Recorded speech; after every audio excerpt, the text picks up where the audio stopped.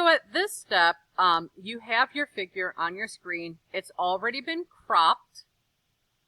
You've already adjusted the threshold to give it a nice clean black and white finish.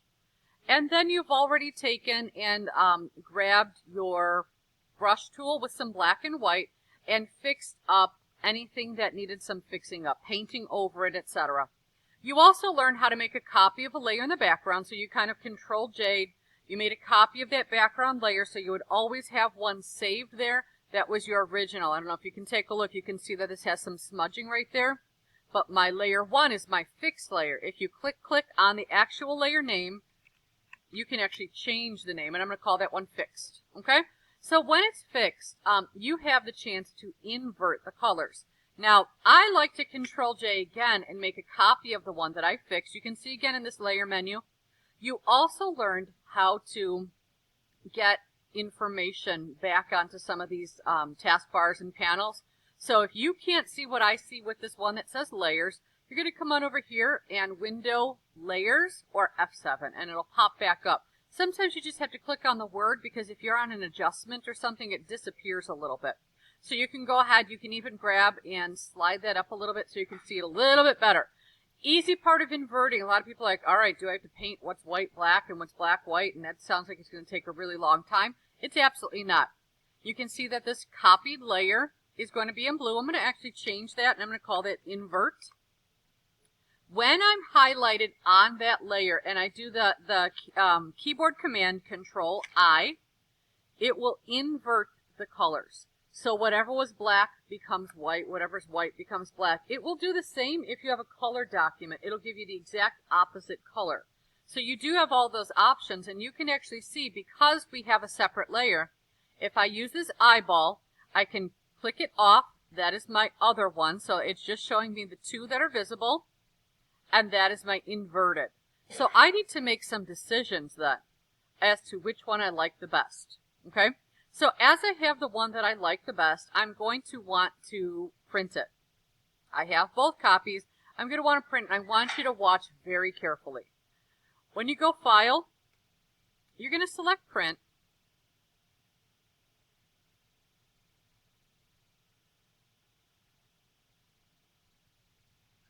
See if I can close this out. There we go. All right. When you select Print, you're going to select the correct printer to whatever it is you guys have printed to before. It could be HP 4600. Some of yours will say B110. Some will say color. Some will say black. Some will say, just let me know if you don't know. Okay? So I've got this one copying just one time, of course. It's centered.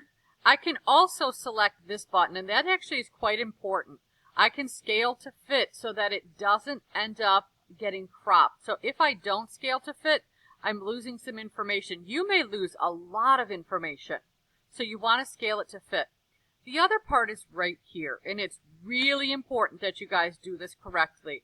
This is a vertical orientation or a portrait orientation. Because my picture is a little bit taller, I'm going to choose that one. For anyone who's got a landscape-based picture, an image which is wider, you're going to want to print it in the opposite direction so that the paper will come out and your picture will, again, fit nicer on there. Some of you have vertical, some of you have the horizontal, or this one's known as portrait, this one's known as landscape format. Okay? Again, scale to fit media, and then you're going to go ahead and say print. When it comes out of the printer, I want you to print your name and class period on the back before it gets turned in. Okay? So that's that. But now you have some opportunity to have a little bit of fun with it. Whatever time is remaining while we're getting everyone completely done, I want you to extend a little bit.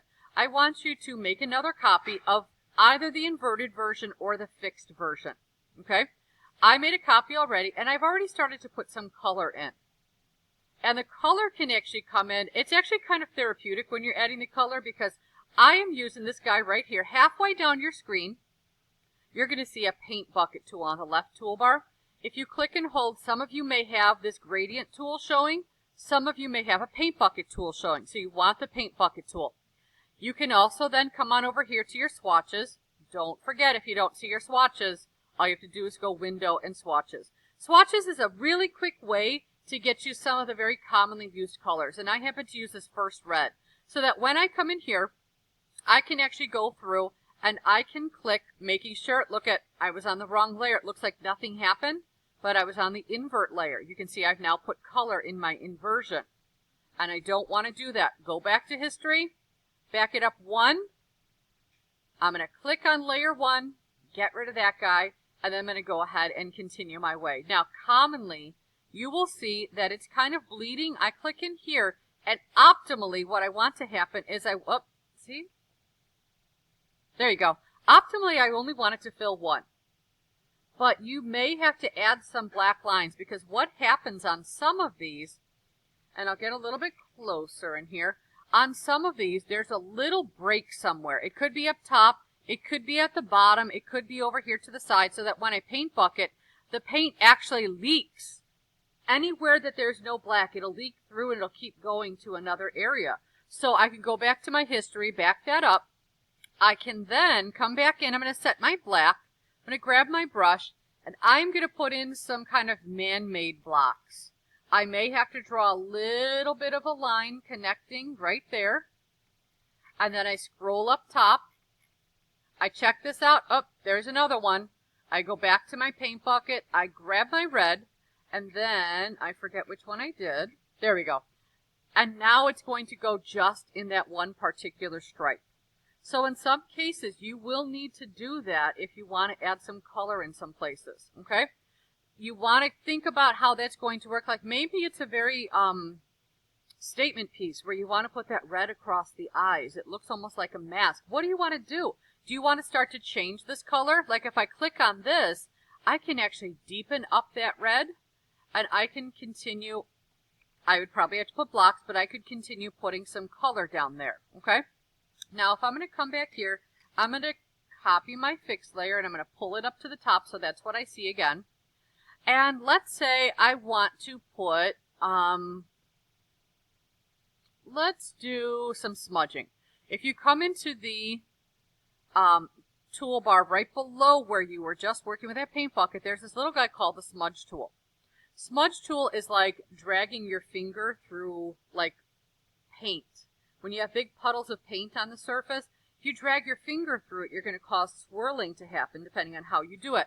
So first of all, very much like the brush, you've got different sizes and different types of smudging. So this is a soft edge brush. You can see the hardness is down to 0%.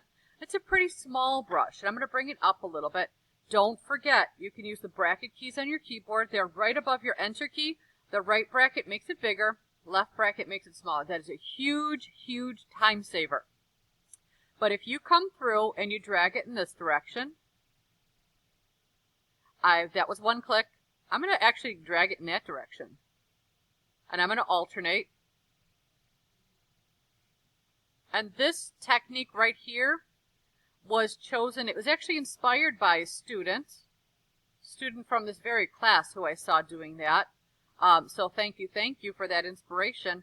But you can actually really get some very cool effects by smudging with your finger. And just take that mouse, whether it be at an angle. Just make sure that it's not like, and then all of a sudden you don't know why you did what. You really want to make sure that you have rhyme and reason for what you're doing. Okay? So those are probably the two most common ways for you to extend this activity. Again, either by working into color or working into smudging, which is, again, a really cool technique. If you notice it's not working enough, check out this toolbar. Make sure your mode is on normal, and make sure your strength is appropriate. You may look and see that your strength, mine is about 50%. If you have it up really high or really low, it'll change how much the smudge happens. So you really do want to think about that. The size of your brush will also change the type of smudging. Now, notice how slow mine is acting. Because I used a large brush and I did a fairly large swirl, it's going to be slow. So don't overwhelm your computer. These are not the fastest computers in the world. So please be kind to them. But you're going to see right now, I very much dislike what has happened with this particular smudge. I don't like how it gave me all those grays, but I like the idea of it. So I might try something that is not as big of a brush and maybe doing a smaller swipe at a time. I don't like that gray. Now let's say you like that gray. I wonder if we I'm sorry, let's say you like the pattern though. I wonder if we go back to, if we go back to threshold, you could actually retrieve and get rid of a lot of that gray by redoing your thresholds at the end, okay? Let's say you really love that pattern. That could be a cool option for you, okay? So again, don't like it, go back in history, go up one level, nope, back one, there it is, and then I continue working. A reminder, never delete from history. Just go to the level you want it to be at and start working again. So again, those are all the different things you can do with adding color, working with smudging, inverting, and then we also talked about how you're going to print up that final piece. So you're going to have a black and white version, and then hopefully an extension version that will then be printed. This one, once I'm done, I will send to the printer. Let's say I hate this, don't forget that history is your best friend. But if you do too many things, the stuff I did all the way at the beginning is gone, because it will only hold a certain amount of history. So again, make sure you don't go too far before you fix it and go back in history and start working again. That's it. Get yourselves going. Let me know if you have any questions.